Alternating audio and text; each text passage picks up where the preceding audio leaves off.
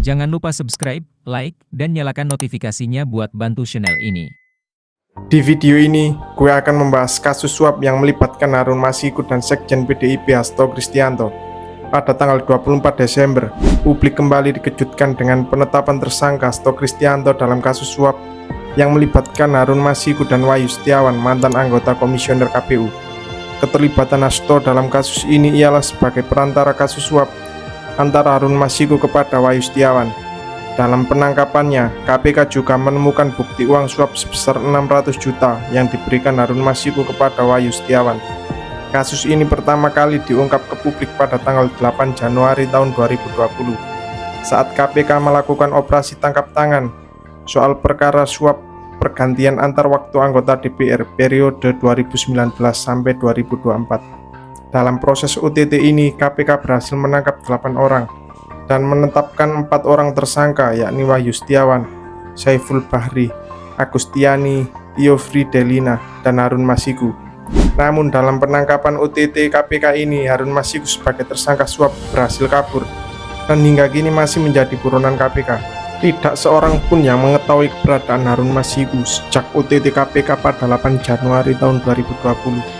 Setelah proses panjang selama 4 tahun, KPK akhirnya kembali menyelidiki kasus ini dan mencari pihak-pihak lain yang diduga terlibat dalam kasus ini.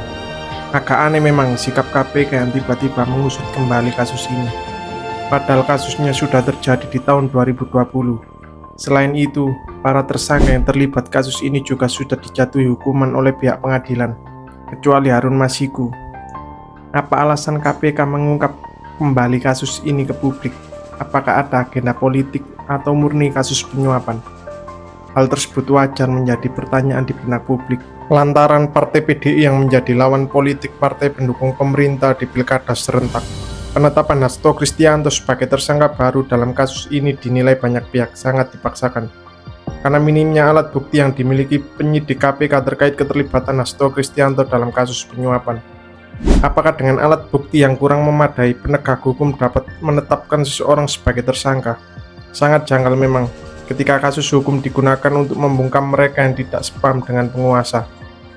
Makin kesini kinerja para penyidik di KPK tidak lagi independen. Lembaga anti korupsi ini seakan menjadi lembaga yang bisa dikendalikan oleh pihak yang punya kuasa dan kewenangan. Banyak kasus-kasus korupsi yang melibatkan para menteri di era Pak Prabowo tidak diusut tuntas oleh KPK. Namun justru KPK seolah mendiamkan kasus korupsi yang melibatkan menteri Pak Prabowo. Apakah lembaga KPK tidak punya nyali membongkar kasus korupsi para menterinya Pak Prabowo? Ya KPK, aku baru pikir apa itu yo.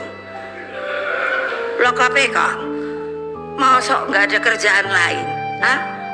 Yang dituding, yang diubrek-ubrek hanya Pak Hasto gue. Ayo wartawan, tulis itu. Karena sebenarnya kan banyak yang malah udah tersangka, tapi menang gue. Aku udah kalau tiap hari buka koran mungkin ada tambahan. Gak ada. Tadi aja sebelum kesini yang ngono. Kali-kali sopo ngono yang rentep-rentep iku lho kan akeh. Ntar kalau saya ngomong katanya saya ini tidak apa ya, tidak sopan.